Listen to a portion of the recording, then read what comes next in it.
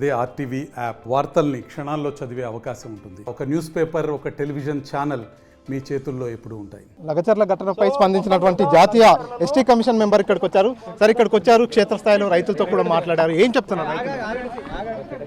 రైతులు అయితే చాలా బాధపడుతున్నారు, రైతులకు ఇబ్బంది పెడుతున్నారు. రాజకీయ నాయకులు రాజకీయ వ్యవస్థలో రాజకీయాలు చేస్తూ వాళ్లకు పబ్బం కట్టుకోవడానికి ఎత్తుకు పై ఎత్తు వేసుకుంటా రాజకీయ నాయకులు కొంతమంది ఇబ్బంది పెడుతున్నారు అనేది నాకు ఇవాళ మాట్లాడిన దాంట్లో అర్థమైన విషయము.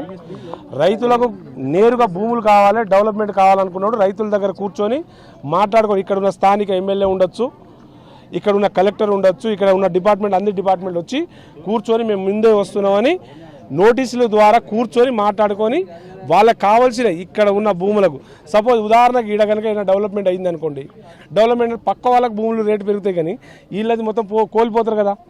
మరి వాళ్ళు కోల్పోతున్న దానికన్నా డబుల్ ఇవ్వాలి. సో ప్రజెంట్ ఎట్లా ఉంది తాండాల సిచ్యువేషన్? అంటే మొత్తం అరెస్ట్ల పర్వం కొనసాగుతుంది, ఎట్లా ఉంది? బాధాకరంగా ఉందండి. చాలామంది ఇప్పటికీ బిక్కుమని బతుకుతారు, పొలాల కాడ బతుకుతారు, ఏరే దగ్గర ఊర్లు పారిపోయారు, తాళాలు వేసుకున్నారు. ఇక్కడ చూస్తే ఎవరు లేరు, చాలా వరకు పెద్దవాళ్ళు వృద్ధులు మాత్రమే ఉన్నారు. ఇప్పుడున్న యంగ్ ఏజెస్ ఇంకా ఏమైనా మంచి గట్టిగా చదువుకున్న వాళ్ళు కూడా ఇక్కడ లేకుండా చేసారు.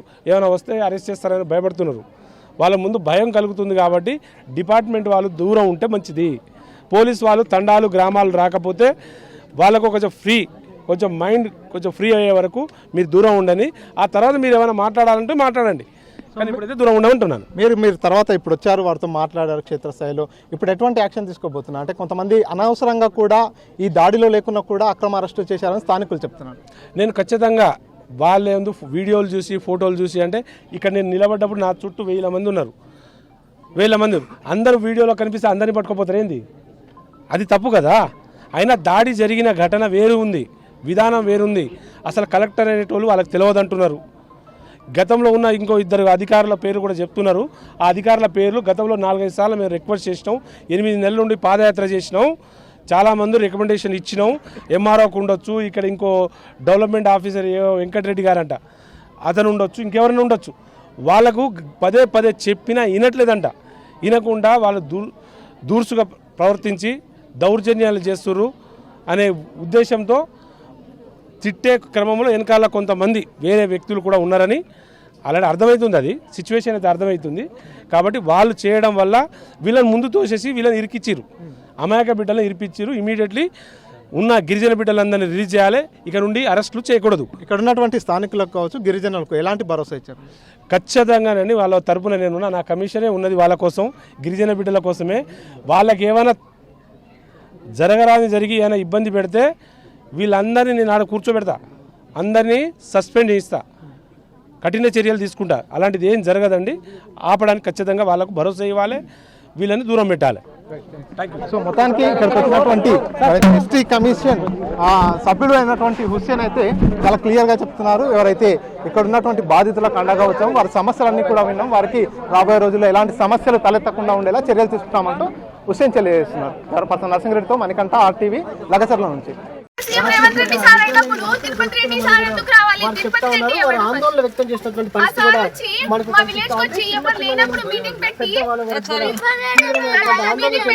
పరిస్థితి కూడా మనకు కనిపిస్తుంది. మనం కొంతమందితో కూడా మాట్లాడించే ప్రయత్నం చేద్దాం, వారి అభిప్రాయాలు కూడా మనం తెలుసుకునే ప్రయత్నం చేద్దాం. అమ్మ చెప్పండి, మీ పేరు? ఇక్కడ లేడు కదా, లేనప్పుడు ఎందుకు చెప్తున్నాడు?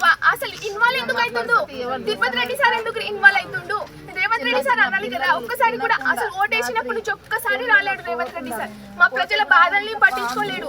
ఇప్పటి వరకు అసలు మేము ఇన్ని 9-10 మంత్స్ నుంచి ధర్నాలు చేస్తుంటే కలెక్టర్ ని కొట్టలేం, జస్ట్ తరుముకుంటూ వెళ్తే అప్పుడు రెస్పాండ్ అయ్యిండు. కానీ మేము 9-10 మంత్స్ నుంచి తినలేక ఒక్కొక్క ధర్నాలు చేసుకుంటూ కూర్చుంటే ఇప్పుడు రెస్పాండ్ అవుతున్నారు.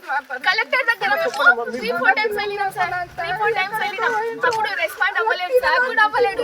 ఏమంటే అన్ని తీసేస్తాం, 10 lakhs ఇస్తామంటారు సార్. 10 lakhs తోటి మేము చేసుకోవాలి. 10 lakhs తోటి మాకు బయట ఎవరి సార్ ల్యాండ్ కాదు, రూమ్ రెంట్ కూడా ఉండలేము. ఉన్నామనుకో 3 years ఉంటాం సార్. 3 3 years 4 years మేము చదువుకుంటున్నాం. ఇప్పుడు నీట్ ప్రిపేర్ అవుతున్నా నేను, మా అన్న కూడా ప్రిపేర్ అవుతున్నాం. మా ఇద్దరికి సీట్ వచ్చినా మా ఫీజు కట్టాలి కదా సార్.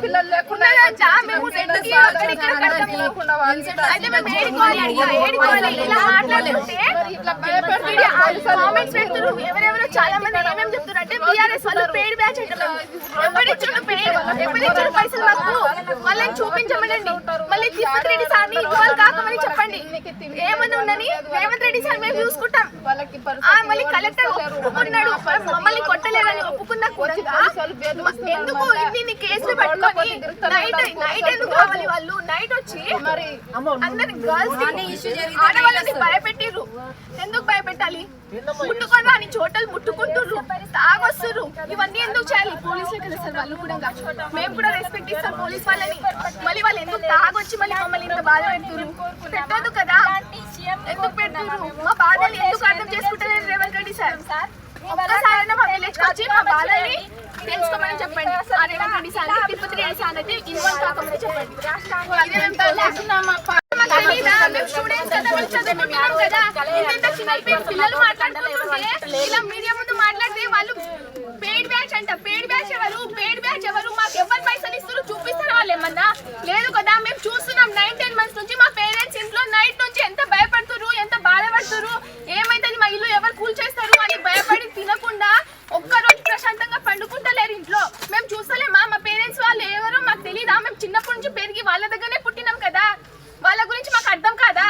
భూములు పోతున్నాయి అని చెప్తున్నారు. మేము ఇంత భయపడుతున్నాం. చిన్న చిన్న పిల్లలు మాట్లాడితే బీఆర్ఎస్ వాళ్ళు పైసలు కట్టిస్తున్నారంట.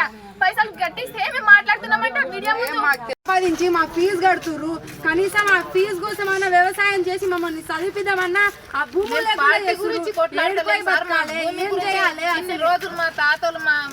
కడుపుకి తిండి లేదు, రాత్రి పూట ఏడవనుకుంటుర్రో సోయి లేదు. అసలు పోలీసులు ఎక్కడొచ్చి పట్టుకోతారో అని అందరు భయపడుతున్నారు. ఫీజు కట్టకుండా ఈ రోజు స్కూల్ కి రానియలేదని స్కూల్ కోలేరు. కనీసం తిండి లేదు. ఇక్కడికి ఎందుకు కూర్చున్నాం? కనీసం ఎవ్వరు లేరు. మరిన్ని వీడియోస్ కోసం ఛానల్ సబ్స్క్రైబ్ చేయండి. లేటెస్ట్ అప్డేట్స్ కోసం వాట్సాప్ ఛానల్ ఫాలో అవ్వండి. అండ్ లింక్ డిస్క్రిప్షన్ లో ఉంది.